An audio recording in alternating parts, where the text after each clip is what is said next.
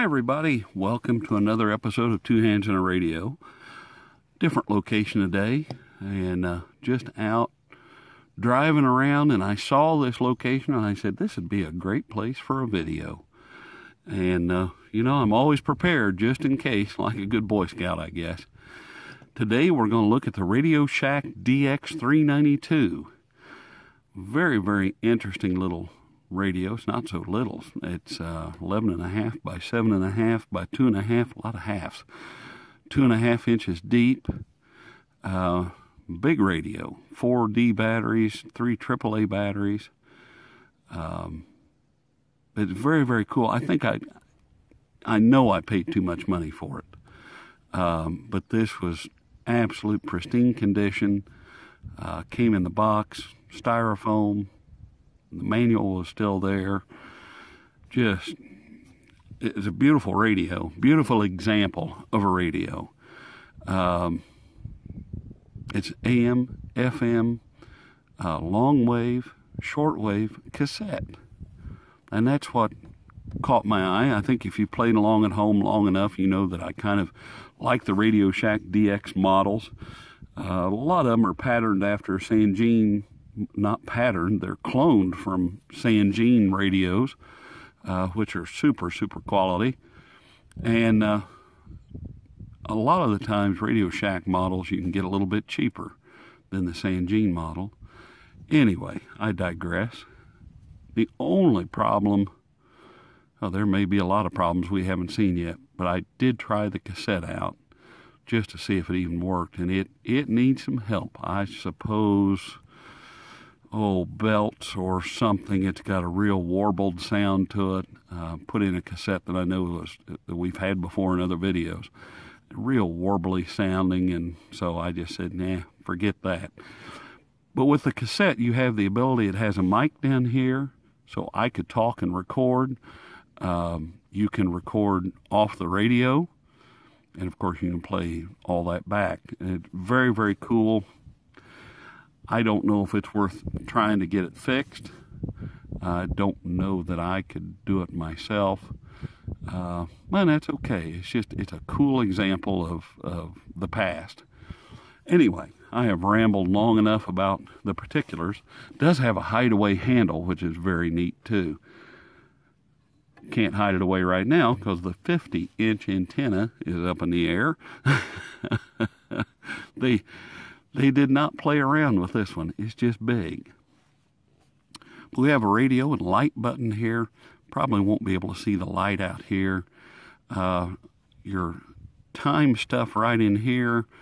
Time set. It has dual time where you can have, I've got it set for the current time, and then you can flip the switch and look at UTC. It's very cool, very handy. Our band select switch here. FM, medium wave, AM broadcast, long wave, short wave.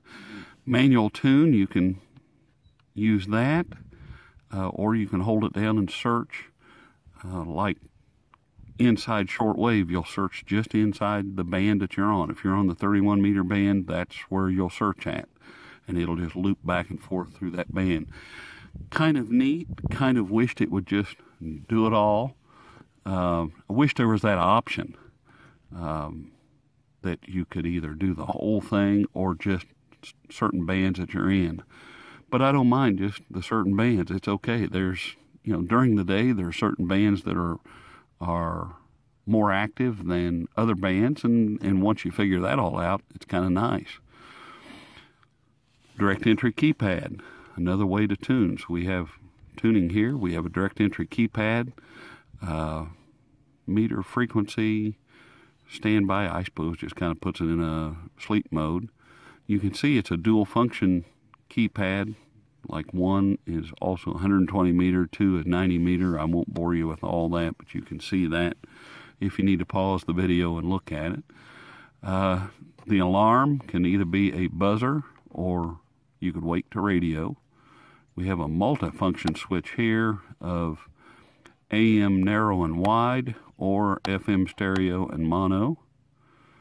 And BFO, yes, it has single sideband. Oh, yes, indeedy do. And all you have to do is kick that on, then this switch knob down here becomes active, your BFO switch. It's not a switch, it's a knob, your BFO knob, to where you can adjust it. And really, almost a micro adjustment as you're trying to tune that single sideband.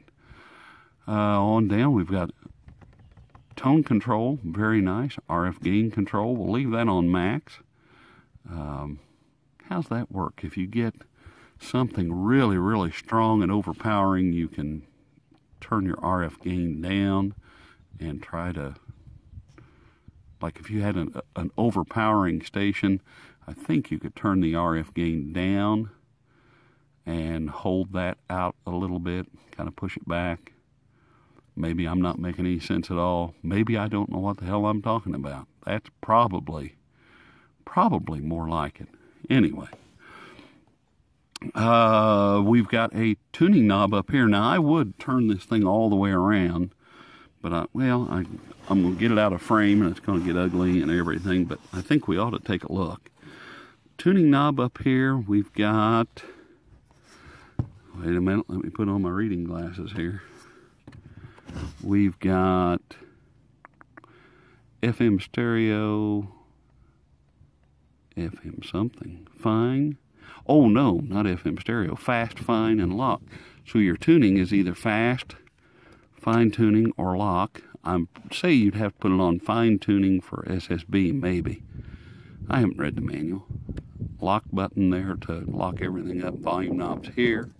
On the back side, we have a heavy-duty kickstand that is bigger than some of our radios that we've looked at. There's a battery hatch down there.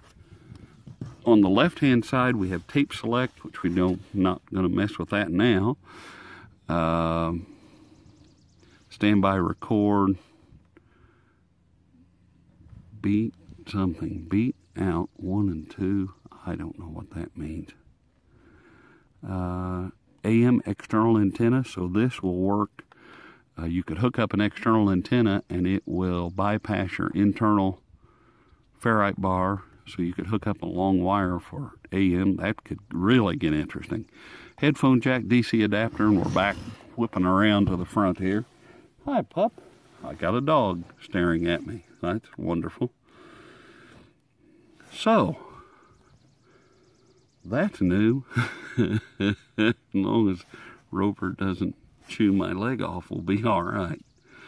Well, let's fire this up and just take a quick look. Kind of looked around the outside of it. Like I said, I haven't read the manual on it. This whole channel is I like to just take them out of the box and just see how easy they are to use.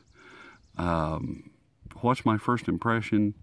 You know, you can study it and make it as complicated as you want. But we can go FM first. All these fantastic, wonderful things, and he wants us to rejoice in them. He wants us to be happy. Of course, it's Sunday, so we're going to have a lot of church, I'm sure. Well, I think it's necessary. To change your station, you want to hit frequency, the frequency you want, and then enter. He called into Fox and Friends just last Thursday. He's issued a whole series of tweets saying that this is a witch hunt, that it's an attack on. It does have the dreaded mute on tuning.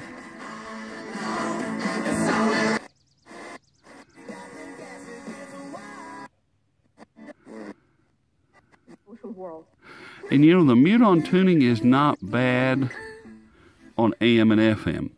And I was thinking about that last night. Why did they invent mute on tuning? And I suppose it's cheap. But it's not bad on AM and FM. But shortwave and single sideband, oh my goodness. So there's that. Let's get out of there and go to medium wave. A lot of switches you got to watch and make sure you're okay. That's how you get to single sideband. So anyway, now we're back to normal. And like I said, with AM, it's not bad because every 10 kilohertz, you know, that's how it's tuned, at least here in the Americas, 740, 750, 760, like that, where with short wave, you could be 7.401 or 02, and that mute-on tuning really kind of screws it up. Let's see if we can get Cincinnati. What he could mean to this team now. Okay, that's not bad. I'm actually quite a ways away from our normal spot, so we've added a little more miles to it.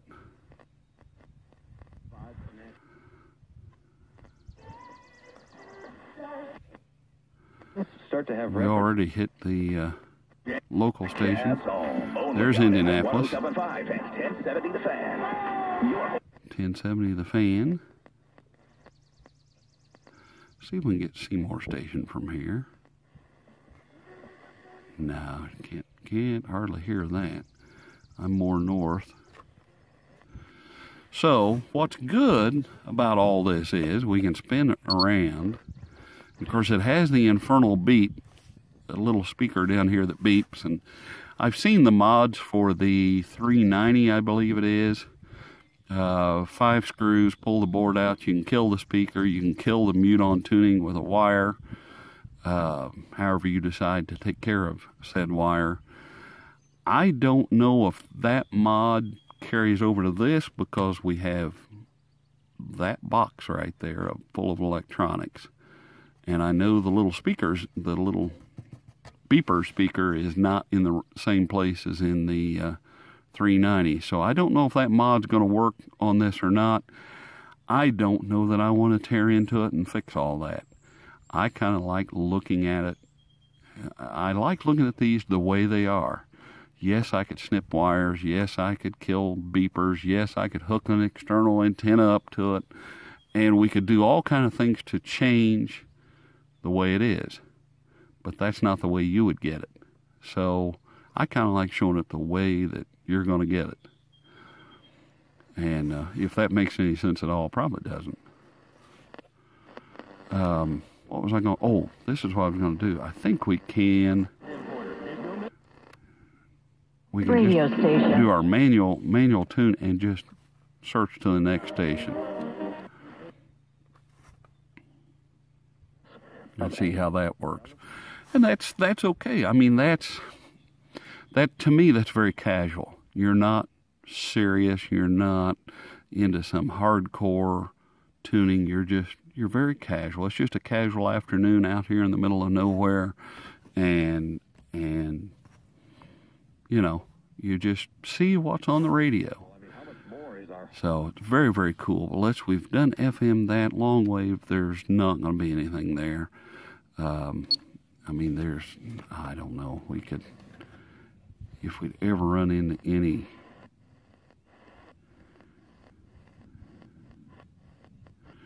Don't know if we'd run into any beacons out here. I keep wanting to say beakers. I don't know why. Might be an airport beacon or something. I don't know. That'd be about the only thing you would pick up. So we go to shortwave. And see, this is where with the tuning knob, it's like, ooh, that is just... Of course, it's 5 at a time, and I can drop down to fine tuning. But if I turn it too fast, I hear nothing. So you've got to go really, really slow with that tuning wheel. And I just wondered if we would hear anything. Single sidebandish, let's go on up.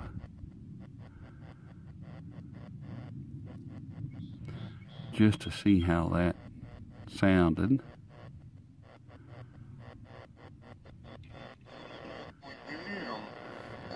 Okay.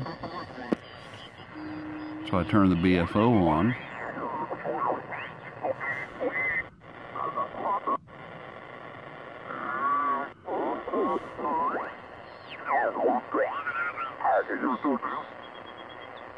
Keep talking to me.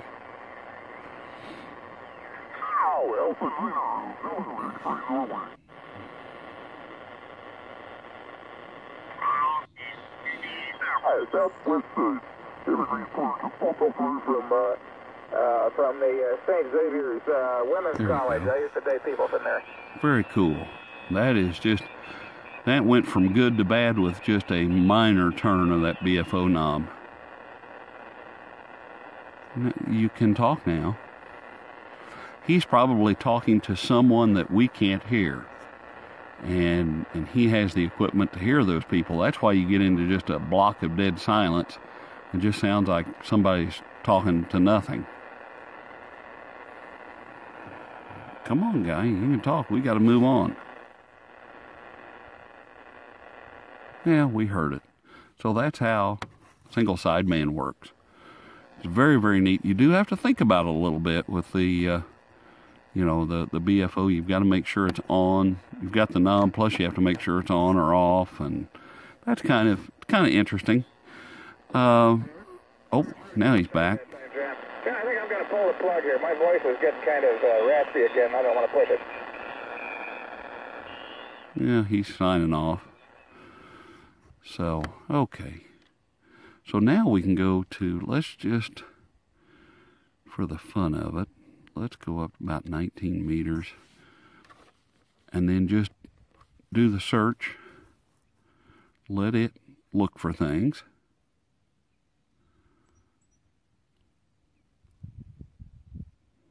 It may not find anything, and it may. Cool. Of course, the tone, you can muddy it up, or you can brighten it up however you have to do it. That's very, very neat. Oh, I wish that cassette worked. That's too bad. There's one reason why I got this.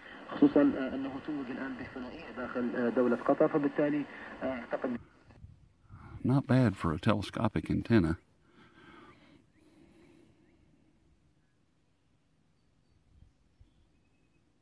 Okay, so you see how it circles around and it just stays inside that band. 18 meter, let's go to 16 meter and just see what's out here.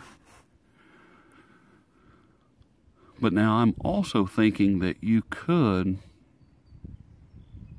I'll say it and then we'll try to figure it out. You could do this, it's not a continuous scan, but you could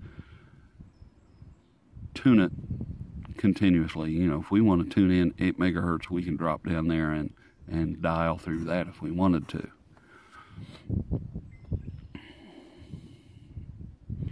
Let's see if we find anything up here. I don't know. I didn't look at solar flux index or anything. I just kind of looked at the wind and said, man, it's not a bad day. Of course, now it starts over. And let's jump down to, oh, it found something. Just when I hit the button, it found something. 1921. Oh, let's go down to our favorite 31 here. Just see if there's anything there. Cool little radio. And I think that's, to me, that's how you get around the mute-on tuning, is with your scan button. Let it do the work. Just trust it and hang on. It'll be all right. Unless you got a really lot of time on your hands to just tune it very, very slowly.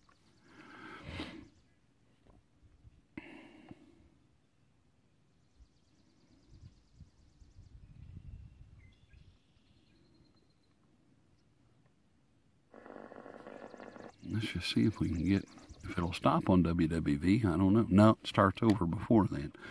So, how do you stop just any old stop? Oh, you just hit the button and it stops. Let's just try. There you go. 39 minutes. So you can go, the band doesn't go there, but you can go, if I want to look at 8 megahertz, then I can manually look inside that. And I wonder if, will it scan? And it will scan. Okay. So you can scan outside of the international bands. You can get in there and scan. I suppose what it'll do, it's probably like the 909X, the Sangean ATS 909X, that it will go up to the next band and stop there. don't know if it stops or not. I think it goes on, goes up to the next band, cycles through it, and then starts looping around inside that band, maybe. When he was repenting unto God. Alrighty. So I think that's how it works. Now, see, it's into the 31 meter, and it will cycle. It'll just search the inside that 31 meter. So that's how you can, you can get around a little continuous scan then. We've already been there. Because you see it got up to 99 something, and then the band ends. Well, then 10 megahertz was on up. Anyway, we've been through all this. Okay. What else do I want to look at? Just for giggles. I know we won't hear that. Let's try 15. There you go. There's WWV. So it's done pretty good with that telescopic antenna. That's not a bad deal. It's coming in really good. Of course, we can make it narrow or wide. Okay. Cool. I don't think my clock is right, but that's okay. Cool. Very, very cool. Of course, the light, you can't see that. We'll just turn the whole thing off. Very, very, very neat little radio. You know, would I say run out and just buy one? I would say if you're a collector, if you have a fancy for older radios, I suppose this is in the 90s maybe, somewhere. Didn't really look up a date on it. I can maybe put that in the caption right across here or somewhere.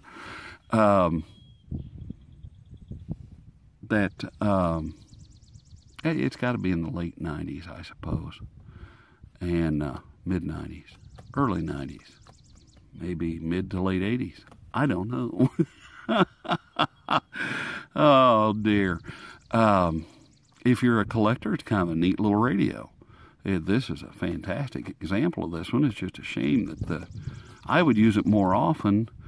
If the cassette worked, I would use it a lot to record from the radio, but I have other ways to do that, so it doesn't break my heart. And it's just a very, very neat example of this thing. And so it makes it difficult for me to rate. It's not the greatest radio we've ever looked at, but it's pretty cool, and it's just a lot of fun. And what's the fun rating? Well, go out, and if you get a good price, get you one, And this, I paid $52 for it with shipping.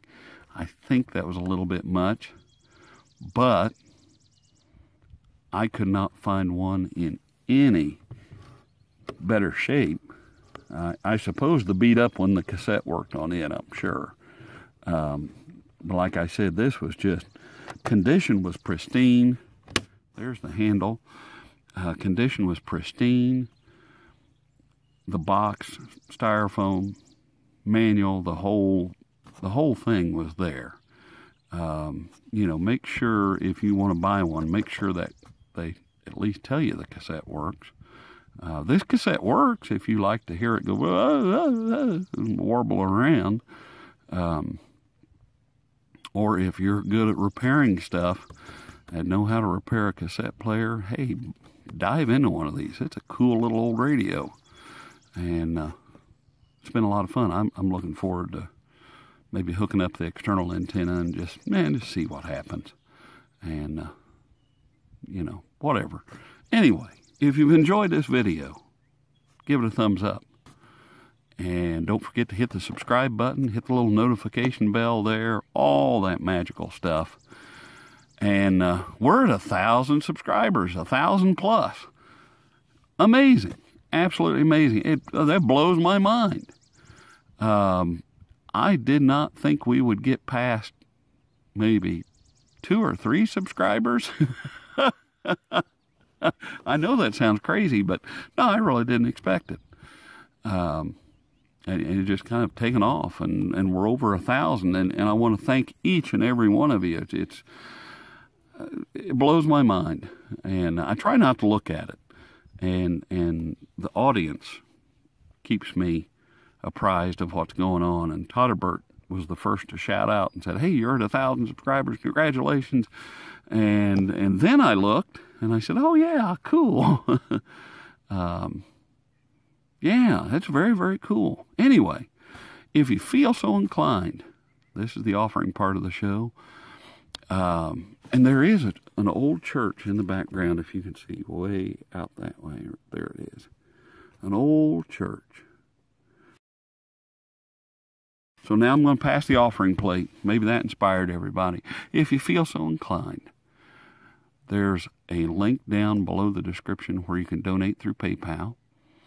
And what that does is any donation, whether it's $1, $2, $5, $20, whatever it is, I turn around and buy radios like this for us to look at.